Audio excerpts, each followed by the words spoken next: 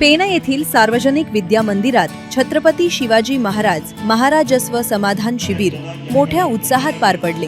आमदार रविशेठ पाटील आणि माजी खासदार धैर्यशील पाटील यांच्या हस्ते या शिबिराचे उद्घाटन करण्यात आले। हे सरकार सर्वसामान्यांच्या समस्या सोडवणारं गतिमान सरकार आहे, असे प्रतिपादन आमदार रविशेठ पाटील यांनी यावेळी केले। या शिबिराच्या माध्यमातून विद्यार्थ्यांना लागणारे जातीचे दाखले, उत्पन्नाचे दाखले आणि 7/12 उतारा यांचे जागेवरच वाटप करण्यात आले। नागरिकांना आता दाखल्यांसाठी कार्यालयांचे उंबरठे झिजवावे लागणार नाहीत, असा विश्वास प्रशासनातर्फे देण्यात आला। या कार्यक्रमाला स्थानिक नगरसेवक, महसूल अधिकारी आणि नागरिक मोठ्या संख्येने उपस्थित होते। लोकांना माहिती आहे, राजांनी शेतकऱ्यांना बैल जोड्या दिल्या, राजांनी शेतकऱ्यांना धापडवटी जमिनी ह्या तुमच्या भाताच्या जमिनीमध्ये खाचरामध्ये परावर्तित करून दिल्या।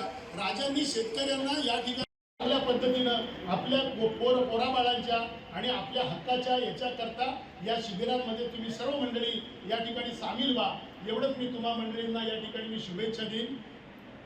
अधिकारी मंडळींना सुद्धा मी मनापासून या ठिकाणी आभार मानतो की तुम्ही चांगल्या पद्धतीने ही यंत्रणा राबवताय, त्याबद्दल तुमच्याही सर्व मंडळींचे या ठिकाणी आभार व्यक्त करतो आणि थांबतो। नमस्कार। आम्हाला वनाकाचे पट्टे मिळाले होते, परंतु आम्हाला कुठली शासकीय योजना मिळत नव्हती। पण शासनाने आता नवीन जी आर आलाय ते केवायसी करायची म्हणून। आमचे आता लोक आदिवासी बघायला गेले तर सगळे मोठ्या स्थलांतर बाहेर झालेले आहेत। त्याच्यामुळे आम्हाला तलाठी तात्यांनी कळवलं की 2 दिवसात आम्हाला हे सगळे पूर्ण करायचे आहेत केवायसी। त्यासाठी आम्ही लगेच लोकांना कॉन्टॅक्ट करून इकडे कामाला गेले लोकांना बोलवले आणि आता आमचे 2 दिवस झाले आमचे तात्यांचे आमचे शिबिर चालू आहेत आणि आतापर्यंत लोकांचा चांगला प्रतिसाद मिळतो। त्याचबरोबर त्यांचे आता हे कागदपत्र ऑनलाईन होतात, याचा आम्हाला खूप आनंद आहे। त्याचबरोबर मी तालुक्यातील जवळपास आतापर्यंत 190 केवायसी पूर्ण झालेले आहेत आणि आम्ही एक संस्था म्हणून साखर संस्था आहे जी या आदिवासींच्या लोकांमध्ये काम करते आणि सगळं सहकार्य बघायला गेलं साखर संस्थेचं आहे आणि आमचे सचिव आहेत। एकंदर 927 दाखले आहेत वनपट्ट्याचे आणि वनपट्ट्याचे 927 दाखले जे आपल्याला खरे अर्थाने घ्यायचं आहे आणि ह्याच्यातला हा सरकारमधून पण मिळालेले दाखले दळी जमिनीचे मोठं आपल्याला स्वतंत्रपणे मिळाली पाहिजेत आणि हे देखील ह्याच्यातलं आलं पाहिजे।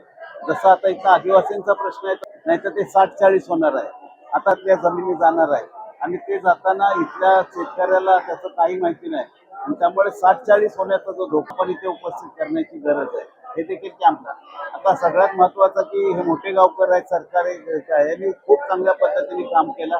आम्ही 2 दिवसामध्ये आमच्या पद्धतीने ह्याच टेलिफोन मोबाईलवर सगळ्यांना कळवल्यानंतर पाबळ ग्रामपंचायत शासन आपल्या दारी तरी देखील कॅम्प होतो, त्या कॅम्पवरचे ते होतात। कॅम्पमध्ये झालेले जे काही पत्र येतात, जे काही निवेदन येतात पुढच्याच निवेदनामध्ये करतात। आता आम्ही साखर संस्थेने अशी एक स्वतंत्र मोहीम काढलेली ठरवलेली आहे।